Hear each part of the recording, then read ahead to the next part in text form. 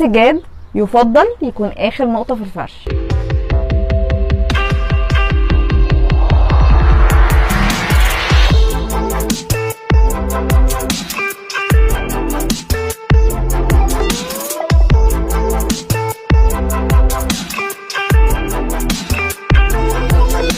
السجاد وظيفته واهميته انه يحدد الزونز اللي محطوط فيها. يعني السجاده اللي محطوطه عند السفره بتقول دي منطقه الاكل، السجاده اللي عند الليفنج ده مكان القعده، السجاده اللي في الريسبشن ده مكان الاستقبال، ودي الحركه بتاعتي وممرات هتبقى من بين السجاجيد.